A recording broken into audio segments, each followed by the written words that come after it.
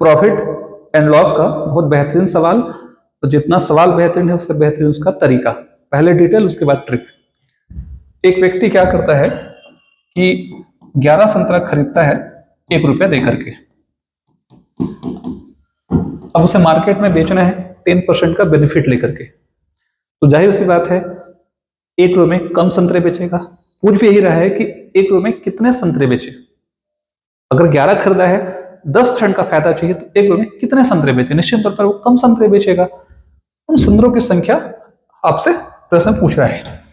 तो हम क्या करेंगे, आप सरल भाषा में समझ लीजिए कि अगर उस व्यक्ति को 10% का बेनिफिट चाहिए तो 1 + 1 का कितना परसेंट, 10%। यानी एक प्रकार से हम कह सकते हैं 1 धन 1 गुणित 10/100। निश्चित तौर पर ये कैंसिल होगा और यहाँ आएगा 1/1 और 1/10, 10 से भाग करेंगे तो आएगा 0.1 यानी 1.10। तो निश्चित तौर पर अगर उस व्यक्ति को 11 संतरे उसने 1 रुपये में खरीदे हैं तो अगर 1 रुपया 10 पैसे में बेचेगा, निश्चित तौर पर 1 रुपए का 10% 10 पैसा ही होता है। आप सीधा भी निकाल सकते थे इसको। तो 11 संतरे को 1 रुपया 10 पैसे में बेचेगा तभी तो उसे 10% का बेनिफिट होगा।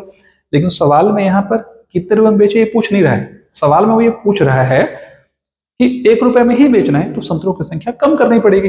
तो मैं क्या करूंगा, यहाँ से 1 रुपया 10 पैसा में कितना संतरा, 11 संतरा। तो निश्चित तौर पर 1 रुपये में कितना संतरा डिवाइड कर दूंगा तो 11 भागित कितना होगा 1.10। जैसे डेसिमल हटाऊंगा ऊपर में 2 जीरो बढ़ जाएगा, ध्यान रखिएगा, और नीचे में हो जाएगा 110 से कैंसिल होगा तो निश्चित तौर पर 10 संतरे। यानी एक तरह से हम कह सकते हैं कि 10 संतरा बेचेगा तब उसे 10% का बेनिफिट होगा। ट्रिक से कैसे बनाएंगे, देखिए ट्रिक से बनाना बहुत आसान है। सीधा सीधा हम क्या करेंगे, टू द पॉइंट अपन ये मान के चलते हैं। ध्यान से समझिए कि उसने जो है 100 रुपए के संतरे खरीदे। अब ये मान लेते हैं कि 100 रुपए के संतरे खरीदे। यहां पर लिखिए आप मूल्य और यहां पर लिखिए खपत। मूल्य कैसा है, पहले 100 का था संतरा, अब 110 का हो गया, यानी 10% बेनिफिट पर आप बेच रहे हो उसे। तो निश्चित पर कोई आदमी अगर 100 में खरीदेगा तो 110 में बेचेगा। यानी एक तरह से हम कह सकते हैं यहां रेशियो आ जाएगा 10:11।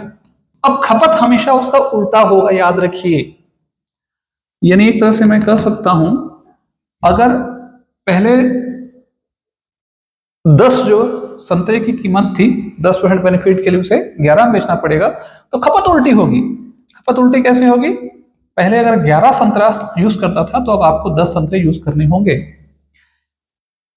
10 कीमत से अगर 11 कीमत होगा तो पहले अगर 10 कीमत पे 11 संतरे आते थे तो 10% बेनिफिट के लिए अब आपको 10 संतरे मिलेंगे या बेचने पड़ेंगे।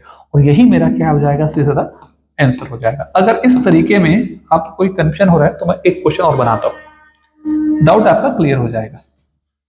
जैसे इस सवाल को देखिए ध्यानपूर्वक। एक व्यक्ति क्या करता है, 25 संतरे 1 रुपए की भाव से खरीदता है। तो सीधा सीधा मैं मान लेता हूं, सीधा सीधा मान लेता हूं, यहां पे क्या मान लेता हूं, मैं मान लेता हूं चीज को कि 100 रुपए में उसने संतरे खरीदे, 25% का बेनिफिट चाहिए तो 125 में बेचेगा। तो इसका मतलब क्या हुआ, 25 चौके 100, 25 पंचे 100, तो 4:5। निश्चित तौर पर वो 4 रुपए का जो संतरा था अब क्या कर रहा है, 5 रुपए में बेचेगा। भाई 4 का 1/4 25% 1 होता है तो 5 में ही बेचेगा, तब 25% का फायदा होगा। ये हो गया कीमत मूल्य। खपत कैसे होगा, खपत ऐसे होगा 5 कितना हो जाएगा 4, 5 क्या हो जाएगा 4। इन पहले अगर 5 संतरा उसे 4 के हिसाब से मिलता था तो 5 संतरा 4 के हिसाब से देना पड़ेगा, बेचना पड़ेगा। यही मेरा आंसर है। लेकिन सवाल में तो ऐसा नहीं दिया है। पिछले क्वेश्चन में सीधे 11 और 10 आया था तो हम आंसर ले लिए थे।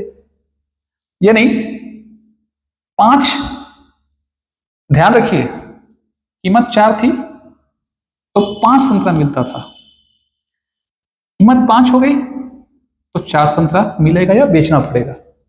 लेकिन सवाल में 5-4 की बात नहीं कर रहे हैं, सवाल में तो क्या कर रहे हैं 25 संतरे की बात कर रहे हैं। तो मैं क्या कर दूं कि यहां 25 आ जाए, 5 का गुणा, तो 5 का गुणा जब यहां करेंगे तो यहां भी 5 का गुणा करना पड़ेगा। इसका मतलब है कि 5 × 5 = 25। अगर पहले 25 संतरा खरीदते थे तो आपको 20 संतरा क्या करना पड़ेगा, बेचना पड़ेगा। और यही मेरा क्या हो जाएगा, फाइनल आंसर हो जाएगा।